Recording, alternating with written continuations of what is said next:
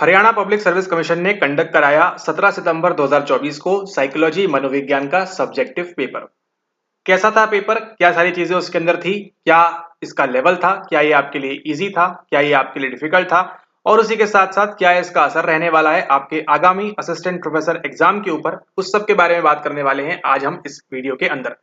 इसके पहले अगर अभी तक आपने सब्सक्राइब वगैरह नहीं किया तो मत करिए, कोई बात नहीं, वीडियो को अंत तक देखिए। और अगर आपको अच्छा लगता है और फिर अगर आप चाहते हैं कि ये पीडीएफ आपको प्रोवाइड की जाए तो आपको जो नीचे दी गई लिंक है वहां से आप क्या करेंगे, वहां से आप ज्वाइन करेंगे टेलीग्राम चैनल को और वहां से आपको ये पेपर मिल जाएगा बड़े आसानी से।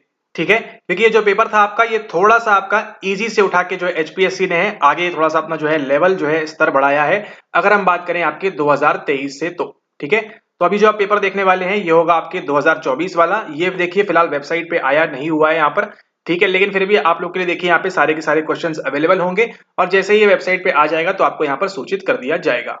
चलिए, तो आपको दिख रहा है स्क्रीन के ऊपर एचपीएससी पीजीटी साइकोलॉजी 2024 का ये प्रश्न पत्र है आपके 17 सितंबर 2024 को आपका एग्जाम हुआ था। एग्जाम में देखिए जैसे आपने पहले भी देखा है वीडियोस में, आपको मालूम है 18 सवाल होते हैं और 18 में से आपको जो है आई गेस 15 करने होते हैं वहां पर आपको, और 15 में से आपके प्रत्येक में कितने होते हैं, प्रत्येक होता है आपका यहाँ पर 10 मार्क्स का। ठीक है, पहले ही बताया हुआ आपको ये, और यहाँ पर देखिए आप सारे के सारे जो आप 18 सवाल देखने वाले हैं वो कितने मार्क्स के हैं, वो प्रत्येक प्रश्न आपका जो है 10 मार्क्स का है। सबसे पहला सवाल देखिए क्या पूछ रहा है आपसे। सबसे पहला सवाल पूछ रहा है आपसे क्वेश्चन नंबर 1 के तौर पर, how do we perceive the world in 3 dimensions, explain. ठीक है, हम दुनिया को 3 विभागों में कैसे देखते हैं इसको आपको समझाइए लिखा हुआ है। ठीक है, तो यानी कि 3D इमेजेस ये आपको बतानी है क्या होती हैं और हम इसको किस प्रकार से देख पाते हैं, महसूस कर पाते हैं, क्या सारी चीजें इसके अंदर है।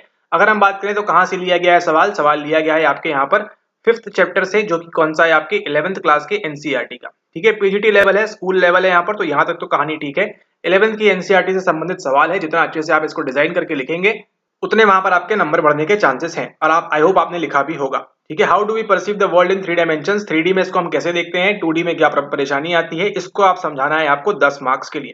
ठीक है, ये था आपका पहला सवाल, यहां तक इजी लग रहा है, ओके, वेल एंड गुड। अब हम चलते हैं आगे। अगला देखिए, अगला सवाल है सवाल number 2, evaluate the levels of processing view of memory. 10 number का अगेन सवाल है, स्मृति के प्रक्रमण स्तर दृष्टिकोण का मूल्यांकन करें। तो अगेन देखिए आपका लेवल्स ऑफ प्रोसेसिंग है, तो यहाँ पर क्या आपका एटकिंसन शिफ्रिन आएगा, क्रैकर लॉकहार्ट आएगा, बेडली आएगा, कौन आएगा वो आपको मालूम होना चाहिए।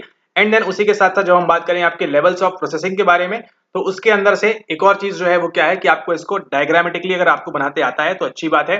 ठीक है, अगर आप इसको थोड़ा सा एक्सप्लेन कर पाए तो। लेकिन अगर देखिए सवाल आपका अगेन यहाँ पर इजी चल रहा है, कोई दिक्कत की बात नहीं है। ये लिया गया है कहां से आपके, ये लिया गया है आपके मेमोरी चैप्टर से। ठीक है, ये आपका जो 7th वाला चैप्टर है आपके 11th क्लास के एनसीईआरटी का।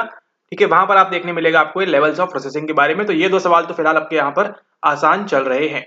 ठीक है, ओके, अब हम देखते हैं अगला सवाल किस प्रकार से पूछा गया है आपको। अगला सवाल देखिए पूछा है, researchers claim that memory can be enhanced, discuss the mnemonic strategies for improving memory with suitable examples. तो ये भी आपका एनसीईआरटी बेस्ड सवाल है, कोई परेशानी नहीं है आपको इसके अंदर। ठीक है, एनसीईआरटी बेस्ड सवाल है, अगर आपने एनसीईआरटी पढ़ी है अच्छे से तो आप तीनों ही सवालों को आराम से कर पाएंगे। फर्स्ट वाले में थोड़ी सी डिफिकल्टी आ सकती है, बाकी सेकंड थर्ड जो है आपके लिए बहुत ही आसान है। ठीक है, रिसर्चर क्या कर रहे हैं, क्लेम कर रहे हैं कि मेमोरी को जो है हम इनहेंस कर सकते हैं।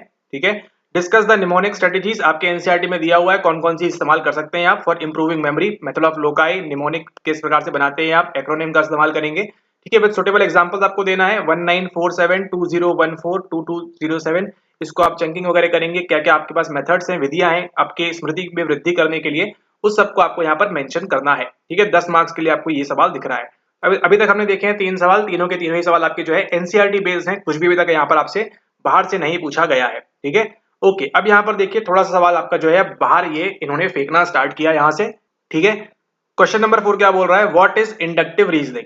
ठीक है, आगमनात्मक तर्कना क्या है। चूंकि आपके एनसीईआरटी में दिया हुआ है यहाँ पर इंडक्टिव एंड डिडक्टिव के बारे में, तो थोड़ा सा, लेकिन पूरा नहीं दिया हुआ है, थोड़ा सा वहां दिया हुआ है, तो आपको यहाँ पे समझाना होगा, एक्सप्लेन करना होगा। उसी के साथ देखिए डिस्कस एनालॉजिकल रीजनिंग, ठीक है, and hypothesis testing as inductive reasoning task. समझ रहे हैं क्या हो रहा है यहाँ पर। सबसे पहले आपको ये मालूम होना चाहिए कि आगमनात्मक तर्कना क्या होती है। 2 प्रकार की होती है, डिडक्टिव होती है आपकी और इंडक्टिव होती है। ठीक है, तो यहाँ पर डिडक्टिव और इंडक्टिव के बीच क्या फर्क है, अगर आपको ये मालूम है तो ही आप इस सवाल को हल कर पाएंगे। क्योंकि यहाँ पर देखिए सवाल आपको घुमा फिरा के पूछा है, बोल रहे हैं क्या कि आपको जो है आगमनात्मक तर्क कार्यों के रूप में सामान्यमान तर्कना और परिकल्पना परीक्षण। ठीक है, हाइपोथेसिस टेस्टिंग में क्या होता है, हम क्या करते हैं, पहले अज्यूम करते हैं कि इन दोनों के बीच कोई संबंध नहीं है और इन दोनों के बीच संबंध है, ज्यादा निकलेगा, ये हम क्या करते हैं, ये क्या हम इंडक्टिव कर रहे हैं, डिडक्टिव कर रहे हैं, ऐसा ही कुछ सवाल आपको मिला जुला कर पूछ रहा है। और ये जो सवाल है आपका, ये लिंक किया है इन्होंने आपके थिंकिंग वाला जो चैप्टर है आपका एनसीईआरटी से, एनसीईआरटी वाला, और आपका जो सेकंड वाला चैप्टर है आपके रिसर्च वाला।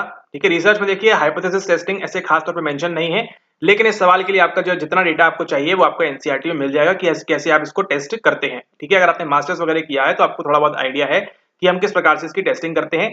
ठीक है, और यहाँ पे आपको क्या करना है, यहाँ पर आपको डिस्कस करना है कि ये इंडक्टिव रीजनिंग के टास्क है या नहीं, एनालॉजिकल रीजनिंग आपकी, और हाइपोथेसिस टेस्टिंग।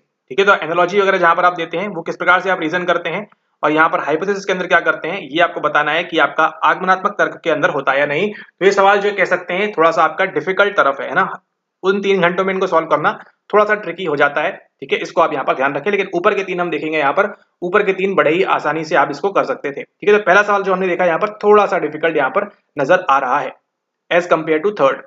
अब देखते हैं अगला सवाल जो है, डिस्कस सम की ideas of signal detection theory. ठीक है, यहाँ पे क्या पूछ रहे हैं आपसे, सिग्नल डिटेक्शन थ्योरी के बारे में पूछ रहे हैं, उसके सम की आइडियाज, कुछ की आइडियाज आपको जो है बताने हैं। संकेत अभिज्ञान सिद्धांत के कुछ प्रमुख विचारों की विवेचना कीजिए। ठीक है, तो यहाँ पर जो आपके ग्रीन एंड स्वेट्स का जो मॉडल है आपका, ये इसके अंदर कुछ नहीं करना। अगर आपने इस प्रकार से एक बॉक्स बना के बताया होगा तो आपको जो है एक नंबर आपको एक्स्ट्रा मिल जाएंगे। अगर आपने इस प्रकार का अलार्म वहां पर, सॉरी नॉट अलार्म, बट इस प्रकार का अगर आपने वहां पर डायग्राम बनाया है तो। और ये क्या है, ये आपको पता है, ये आपका पीवाईक्यू है। आपको पहले ही बताया था कि आपका जो है पीवाईक्यू रिपीट होगा, और देखिए उन्होंने यहाँ पर पीवाईक्यू आपका रिपीट किया है। ये आपका पूछा गया था एसकेटी 2023 के अंदर, और उसी का देखने वाले हैं अभी आप यहाँ पर प्रमाण। ये देखिए, ये आपका एसकेटी 28/3 को हुआ यहाँ पर 2024 में, मतलब यहाँ दिया हुआ है, लेकिन आपको जो लास्ट टाइम 23 वाला था आपका यहाँ पर पेपर, उसके अंदर देखिए क्या पूछ रहे हैं, what are the various outcomes in signal detection experiment and which factors contribute to this outcomes. थोड़ा बहुत संबंधित सवाल है आपकी किसका, आपका यहाँ पर एसडीटी से संबंधित है, आपके सिग्नल डिटेक्शन एक्सपेरिमेंट से संबंधित है यहाँ पर। ठीक है, तो अगर आपने ये पेपर के अंदर इसको समझा होता, जाना होता, तो आपके लिए यह सवाल जो है आपका यहाँ पर 2024 में जो आपसे पूछ रहा है वो आपके लिए थोड़ा सा आसान हो जाता। ठीक है, अगर हम इसकी बात करें यहाँ पर, तो ये देखिए, ये आपका एकदम आउट ऑफ सिलेबस है। ठीक है, आपके एनसीईआरटी में आपको कहीं भी पढ़ने नहीं मिलेगा इसके बारे में, खास तौर पे ऐसे पॉइंट बना के कि ये आपकी सिग्नल डिटेक्शन थ्योरी के अंदर ये होता है। ठीक है, तो ये आपका आउट ऑफ सिलेबस है, लेकिन इसको हम कहेंगे नहीं, क्यों, क्योंकि आपका पीवाईक्यू में पूछा हुआ है, और जो पीवाईक्यू में आपका इंक्लूड हो गया मतलब आपके सिलेबस का कहीं ना कहीं पार्ट वो बन जाता है ऑटोमेटिकली। ठीक है, ओके, अगला सवाल देखते हैं, how is reinforcement delivered during operant conditioning training, describe the schedules of reinforcement. ठीक है, सवाल नंबर 6, तो ये थोड़ा सा हल्का सा कह सकते हैं, ये आपका मॉडरेट सवाल है, डिफिकल्ट नहीं कहेंगे क्योंकि आपका पीवाईक्यू में आ चुका है, आपको ये मालूम होना चाहिए अगर आप एग्जाम के अंदर बैठ रहे थे यहाँ पर। तो अगला सवाल देखिए, how is reinforcement delivered during operant conditioning. सीधा सीधा आपके जो है एनसीईआरटी से सवाल है आपकी 11th क्लास की 6th चैप्टर। ठीक है, वहां पर लर्निंग वाला जो चैप्टर है वहां पर दिया है, क्रिया प्रस्तुत अनुबंधन प्रशिक्षण के दौरान प्रबलन जो है आपका वो कैसे दिया जाता है, और उसी के साथ प्रबलन की अनुसूचियों का वर्णन भी करना है आपको यहाँ पर। और यहाँ पर देखिए 2023 का पेपर एक और आपके लिए जादू, यहाँ पर पीवाईक्यू रिपीट क्या बोल रहा है, comment on partial reinforcement effect while analyzing the role of different schedules of reinforcement on extinguishing the learned response। ठीक है, तो यहाँ पर भी उसने पूछा है यहाँ पर कि ये जो पार्शियल रीइंफोर्समेंट है यहाँ पर, मतलब आपको जो इस पेपर के अंदर पूछा हुआ है उनमें से एक उठा के आपको यहाँ पर पूछ लिया है, बाकी के 4 आपको बताने हैं कहां पर, आपको डिस्क्राइब करना है इस 2024 के पेपर के अंदर। ठीक है, प्रबलन की अनुसूचियां जो है आपकी वीआई वीआर, वो जो आपको यहाँ पर है बताना था। तो ये सवाल आप कह सकते हैं यहाँ पर आपका आसान सवाल था, आपके एनसीईआरटी से सीधा सीधा सवाल आपको यहाँ पर पूछा गया है। तो अगर आप एनसीईआरटी पढ़ के गए हैं तो अन्य किसी प्रकार के नोट्स वगैरह की आपको आवश्यकता नहीं है, पीजीटी परीक्षा के लिए खासतौर पर बात करें तो। ठीक है, ओके, अब देखिए यहाँ पर क्या बोल रहे हैं, हाउ डू मास्लोज। अब ये देखिए, ये सवाल आपका इजी भी है और ये सवाल आपके लिए थोड़ा सा डिफिकल्ट भी है। ठीक है, क्यों, how do Maslow's hierarchy of needs and self determination theory explain motivation. यहाँ पर देखिए मोटिवेशन के बारे में तो अलग अलग चीजें बोली गई हैं, मास्लो का आवश्यकता पदानुक्रम ये तो सबसे बन जाएगा, लेकिन आत्मसंकल्प के सिद्धांत प्रेरणा की व्याख्या कैसे करते हैं। ठीक है, तो आत्मसंकल्प का सिद्धांत है आपके रेयान डेसी वाला। ठीक है, वो जो यहाँ पर आपसे पूछा गया है इसके अंदर 10 मार्क्स के लिए अगेन। ठीक है, तो ये जो है आपका, आपको ये बताना है यहाँ पर कि मास्लो का जो है पदानुक्रम ये किस प्रकार से एक्सप्लेन करता है मोटिवेशन के बारे में। और यहाँ पर किसकी बात करते हैं, ये बात करते हैं आर्क की, है ना, ऑटोनॉमी, रिलेटेडनेस, कॉम्पिटेंस, उन सब की बातें करते हैं यहाँ पर। तो किस प्रकार से मोटिवेशन के बारे में ये लोग क्या बोलते हैं, मास्लो की थ्योरी क्या बोलती है, इसको थोड़ा सा आपको जो है यहाँ पर कंपेयर करना था, आपको बताना था यहाँ पर इसके अंदर। ठीक है, तो यहाँ पर जो है आपका ये सवाल मिक्स कह सकते हैं इसको, इजी और डिफिकल्ट का आपको यहाँ पर इसका मिक्सचर देखने मिला। अब हम देखते हैं अगला सवाल, explain in detail about the mechanism regulating thirst. ठीक है, तो ये देखिए, ये था आपके लिए बाउंसर, एकदम बाहर से सवाल लगा दिया है थर्स्ट के बारे में इन्होंने यहाँ पर। ठीक है, आपके एनसीईआरटी में आपको देखने नहीं मिलेगा इसके बारे में उतना ज्यादा डिटेल में। ठीक है, क्योंकि यहाँ पर क्या पूछा है आपसे, यहाँ पर आपका मैकेनिज्म पूछा हुआ है, थोड़ा बहुत जो है आपके एनसीईआरटी में दिया हुआ है थर्स्ट के बारे में। ठीक है, प्यास को नियंत्रित करने वाले तंत्र के बारे में विस्तार से लिखिए, लेकिन आपको पूरा जो है ऑस्मो रेगुलेशन वहां पर उसको जो है समझाना होगा। अगर आप समझा पाएंगे अच्छे से तो आपको नंबर अच्छे मिलेंगे यहाँ पर, ठीक है। थोड़ा सा ये डिफिकल्ट सवाल है यहाँ पर। अब अगला सवाल देखिए, सवाल नंबर 9। तो देखिए अब लेवल आपका बढ़ रहा है। क्या बोल रहे हैं, describe how does the conduction of communication with a neuron take place. तो अगेन यही वाला जो सिस्टम है आपका, किस प्रकार से कंडक्शन काम करता है यहाँ पर, ठीक है। कैसे वो एपी जनरेट होता है, क्या सारी चीजें होती है, उसको आपको एक्सप्लेन करना है। वर्णन कीजिए कि स्नायु कोशिका के अंदर संचार का चालन कैसे होता है, ठीक है। विद इन अ न्यूरॉन किस प्रकार से काम करता है यहाँ पर कंडक्शन आपका, ठीक है। एपी यहाँ से इंफॉर्मेशन आएगी, पूरा डायग्राम बना के आपको जहां बताना होगा इस सवाल के अंदर, क्योंकि जो आपका पूछ रहा है ये पूछ रहा है आपको 10 मार्क्स का, ठीक है। ये भी आपको जो है एनसीईआरटी में ऐसे देखने नहीं मिलेगा कि कैसा मैकेनिज्म काम करता है इसके लिए, ठीक है। ओके, अब देखिए यहाँ पे अगला सवाल जो है, how is item writing done, discuss the format of items, ठीक है। तो यहाँ पर देखिए सवाल आपको पूछ रहा है एकांश लेखन कैसे किया जाता है, आइटम राइटिंग क्या होती है, एकांशों के प्रारूपों की चर्चा कीजिए 10 नंबर के लिए, ठीक है। तो ये भी आपको एनसीईआरटी में सवाल नहीं मिलेगा, थोड़ा सा जो है इन्होंने पेपर का लेवल बढ़ाया है यहाँ पर। तो इससे आपको सचेत हो जाना है कि अगर आप एपी के लिए भी बैठने वाले हैं तो आपको मान के चलिए अच्छे खासे सवाल वहां पर वो फेंकेंगे आपको, ठीक है। क्योंकि यहाँ पर देखिए पीजीटी के अंदर पूछ रहे हैं आइटम राइटिंग के बारे में कि किस प्रकार से होती है, discuss the format of items, ठीक है। तो ये आपको बताना है यहाँ पर किस प्रकार से आप आइटम राइटिंग करते हैं, क्या क्या उसके अंदर होता है। फॉर्मेट्स ऑफ आइटम्स पूछ रहा है आपसे, तो आप ऐसे टाइप डालेंगे, एमसीक्यू डालेंगे, किस प्रकार के आप डालते हैं आइटम्स, वो भी आपको यहाँ पर एक्सप्लेन करना था। इसके बाद देखिए अगला सवाल जो है आपका सवाल नंबर 11, discuss the conditions in which quasi experiments are used. आप क्वासी एक्सपेरिमेंट का प्रयोग कल्प का उपयोग किया जाता है, उन स्थितियों की विवेचना करनी है आपको यहाँ पर जिसके अंदर हम किसका इस्तेमाल करते हैं, हम क्वासी एक्सपेरिमेंट का करते हैं। बट ऑब्वियस सी बात है जहां पर हमारे पास एक्सपेरिमेंट वाली चीजें कंप्लीट नहीं हो पाएंगी, उन जगहों पर हम यहाँ पर बताएंगे कि हम क्या करने वाले हैं, हम क्वासाई का यहाँ पर इस्तेमाल करने वाले हैं, ठीक है। तो अगेन ये आपका जो है आउट ऑफ एनसीईआरटी हम कहेंगे यहाँ पर कि आपका ये सवाल पूछा गया है, क्योंकि एनसीईआरटी में उतना एक्सप्लेन नहीं है कि हम कब कब यहाँ पर इस्तेमाल करेंगे, ठीक है। क्योंकि आपको 10 मार्क्स के लिखना है, ऐसा तो है नहीं वहां पर कि आपने 2 लाइन लिख दी और आपका काम हो गया, ऐसे नहीं चलेगा वहां पर, ठीक है। तो आपको अच्छे से प्रॉपर यहाँ पर लिखना होगा। अगला सवाल देखिए, सवाल पूछ रहा है आपसे what are the types of interviews discuss. ये आपका आसान सवाल है, ये आपके एनसीईआरटी में मिल जाएगा आपको, ठीक है। कि कौन किस प्रकार का होता है, सिंपली आपको लिखना है स्ट्रक्चर्ड होता है, अनस्ट्रक्चर्ड होता है, इसके अंदर 2-4 लाइन, इसके अंदर 2-4 लाइन, और आपका आंसर वहां पर डिस्कस हो जाएगा बड़े आराम से। लेकिन आपको एग्जाम्पल देना है, जितने अच्छे से आप एग्जाम्पल देंगे वो आपको जो है दूसरों से अलग करेगा, ठीक है। ओके, अगला सवाल देखिए, ये जो आपका टफ सवाल है यहाँ पर, ठीक है। अगर आप नेट वगैरह के लिए पढ़ रहे हैं तो आपको मालूम होगा इसके बारे में। Elaborate the key concepts of personality theory propounded by Rollo May, ठीक है। रोलोमे की जो पर्सनैलिटी थ्योरी है उसके बारे में एनसीईआरटी में आपको केवल इनका नाम मिल जाएगा, अगर मिलेगा तो। एल्स जो है आपको यहाँ पर बताना होगा कि रोलोमे द्वारा प्रतिपादित व्यक्तित्व सिद्धांत की प्रमुख अवधारणाएं जो हैं विस्तार से बताएं। तो अगर आपका देखिए, अगर आप इन फ्यूचर के लिए देख रहे हैं यहाँ पर 2025 में आप देने वाले हैं पीजीटी का, तो आपको इनके बारे में पढ़ के जाना होगा, तब हो सकता है आगे आपको पीवाईक्यू रिपीट कर दे, क्योंकि अभी आपने देखा यहाँ पर किस प्रकार से 2 सवाल यहाँ पर कम से कम आपके रिपीट हुए हैं अभी तक, ठीक है। तो यहाँ से 25 के लिए अगर आप प्रिपेयर कर रहे हैं तो आपके लिए रोलों में जो है इंपॉर्टेंट हो जाते हैं। इनकी क्या कंसेप्ट है, पर्सनैलिटी थ्योरी के बारे में क्या क्या बोलते हैं, उनको आपको जानना होगा, उनको आपको यहाँ पर देखना होगा। अब हम चलते हैं आगे, अगला सवाल देखिए, in what way Cannon Bard's theory differs from that of James Lange theory. तो ये तो आप अपने बैचलर से अपने मास्टर से इसको आप पढ़ते आ रहे हैं कि किस प्रकार से डिफर करती है जेम्स लैंग थ्योरी, केनेनबार्ट थ्योरी। तो आपका ये अगेन इजी सवाल है, ठीक है। इजी सवाल चल रहा है आपका यहाँ पर, ये था आपका डिफिकल्ट सवाल, ओके, ठीक है। केनेनबार्ट का सिद्धांत जेम्स लांजे के सिद्धांत से कैसे भिन्न है, चर्चा करें, करनी थी चर्चा इसके ऊपर। अगला देखिए, stressors trigger physical psychological and behavioural responses discuss. तो ये भी आपका देखिए आसान सवाल है, क्योंकि आपकी एनसीईआरटी में आपको मिल जाएगा डायरेक्टली। एनसीईआरटी में हमारे जो स्टेटमेंट्स है उसी को आपको बस घुमा फिरा के एग्जाम्पल के साथ वहां पर प्रस्तुत करना होता है। डिस्कस तनाव कारक शारीरिक मानसिक और व्यवहारिक प्रतिक्रियाएं उत्पन्न करते हैं।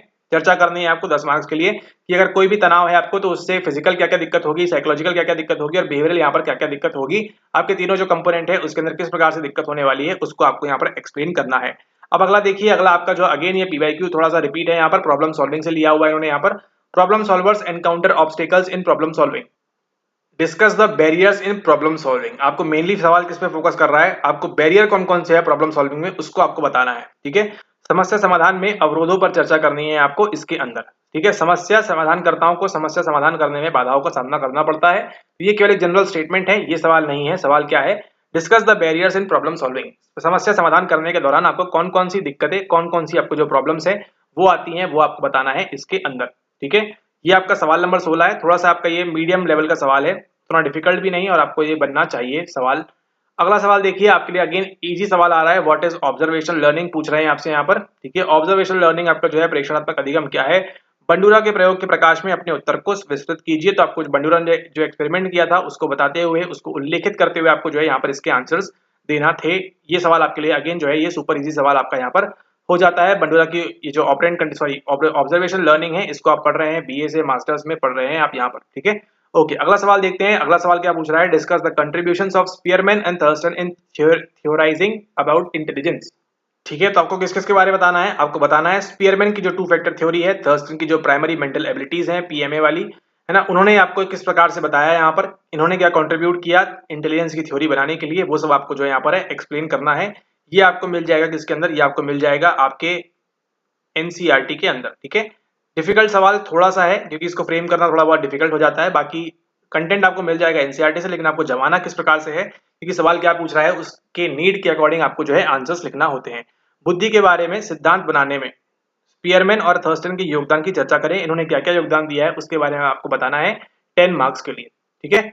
ओके, तो ये थे आपके सभी, इसके बाद शायद नहीं है, तो ये थे आपके सभी 18 सवाल जिसको हमने डिस्कस किया यहाँ पर। आप बताइए यहाँ पर आपको किस प्रकार से लगा पेपर, यहाँ पर ये पिछले वाले से आसान लगा या पिछले वाले से टफ लगा, क्योंकि देखिए इसके अंदर कुछ जो चीजें हैं इन्होंने नई इंक्लूड की है, जैसे आपने देखा रोलो में वाला कंसेप्ट यहाँ पर, उसके बाद देखिए यहाँ क्वासा एक्सपेरिमेंट डाला है इन्होंने, यहाँ पर आइटम राइटिंग डाली है यहाँ पर, ठीक है। थोड़ा बहुत जो आपको सवाल को और अप्लाइड बेस बनाने का यहाँ पर जो है प्रयास किया गया है इस एसकेटी 2024 के अंदर। आपका जो पीजीटी का था, है ना, उसके अंदर आपके जो है अप्लाइड पोर्शन आपको पूछा है, क्योंकि देखिए दो सवालों में आपसे क्या पूछा हुआ है, दो सवालों में पूछा हुआ है आपसे मैकेनिज्म के बारे में, ठीक है। मैकेनिज्म में आपका किस किस का है, आपका यहाँ पर है थर्स्ट का, आपकी जो प्यास लगती है उसके बारे में, और अगला जो है आपका वो क्या है, एक पूछा है आपसे किसके बारे में, वो यहाँ पर आपसे पूछ रहे हैं मैकेनिज्म कि न्यूरॉन में कंडक्शन किस प्रकार से होता है वो। तो अगर आप इसको एक्सप्लेन कर पाएंगे अच्छे से विद डायग्राम तो आपके लिए काफी अच्छा होगा। तो अब आपको ध्यान रखना है आगे, ये आपसे पूछ सकते हैं आई का मैकेनिज्म, ये आपसे पूछ सकते हैं ईयर का मैकेनिज्म फॉर 2025। उसी के साथ साथ आपको यहाँ पर पूछ सकते हैं वो भूख के बारे में, ठीक है, भूख यानी कि आपकी हंगर के बारे में, आपसे यहाँ पर सेक्स के बारे में पूछ सकते हैं, और आपसे यहाँ पर स्लीप के बारे में पूछ सकते हैं कि इनका मैकेनिज्म किस प्रकार से काम करता है। तो स्लीप आप बताएंगे कौन कौन सी स्टेजेस हैं, N1 N2 N3 REM क्या होता है, उसको भी आप यहाँ पर ध्यान रखेंगे आगे के लिए, ठीक है। एंड ये सारी चीजें जो है आपके लिए इंपॉर्टेंट हो जाती हैं अगर आप प्रिपेयर कर रहे हैं किसके लिए, अगर आप प्रिपेयर कर रहे हैं असिस्टेंट प्रोफेसर एग्जाम के लिए, क्योंकि वो भी आपका जो है सब्जेक्टिव होने वाला है, तो उसके अंदर भी आपको इस प्रकार की चीजें वहां पर देखने मिलेगी, और आपको जो है डायग्राम प्रस्तुत करते हुए उस आंसर्स को अपने और बखूबी निखारते हुए आपको जो है वहां पर सभी के आंसर्स देने होंगे, ठीक है। ओके, तो ये था आपका पूरा कंप्लीट पीजीटी का आपका analysis, HPSC PGT paper analysis psychology मनोविज्ञान। इस पीडीएफ को प्राप्त करने के लिए आपने क्या करना है, पीडीएफ को प्राप्त करने के लिए आपको नीचे एक लिंक मिलेगी टेलीग्राम की, उसको आप ज्वाइन कर सकते हैं, ताकि आगामी इसी प्रकार से आपको जो है एचपीएससी संबंधित कोई भी जानकारी हमारे चैनल पर आ रही है तो वो आपको वहां से उपस्थित हो जाएगी। उसी के साथ साथ अगर आप असिस्टेंट प्रोफेसर के लिए प्रिपेयर कर रहे हैं तो वहां भी आपके लिए कुछ स्पेशल वीडियोस या जो भी चीजें आ रही हैं आप लोग के लिए, ठीक है, वो आपको वहां प्राप्त हो जाएंगी, और इसकी जो पीडीएफ है वो भी आपको यहाँ पर प्राप्त हो जाएगी अंटिल जब तक आपकी वो वेबसाइट पे अपलोड कर रहे हैं। तो आप यहाँ से इस पीडीएफ को एक्सेस करके अपना जो है देख सकते हैं किस प्रकार के सवाल आए थे अगर आप आगे के लिए प्रिपेयर कर रहे हैं तो, ठीक है। ओके, इसी के साथ इस वीडियो को एंड करते हैं, नेक्स्ट वीडियो में फिर मुलाकात होगी, हम बात करेंगे और किसी विषय के बारे में। आई होप आपको वीडियो पसंद आया होगा, समझ में आया होगा पेपर किस प्रकार से पूछ रहा है। पेपर का लेवल देखिए, नो डाउट यहाँ पर थोड़ा सा इन्होंने जो है हाई किया है as compare to last time, थोड़ा सा लास्ट टाइम से आपका जो है यहाँ पर हाई किया है लेवल। तो यही आपको ध्यान रखना है किसके लिए, यही आपको ध्यान रखना है आपके असिस्टेंट प्रोफेसर एग्जाम के लिए, जो कि शीघ्र अतिशीघ्र यहाँ पर कंडक्ट होने की संभावना है, ठीक है। Okay, thank you and don't forget to subscribe.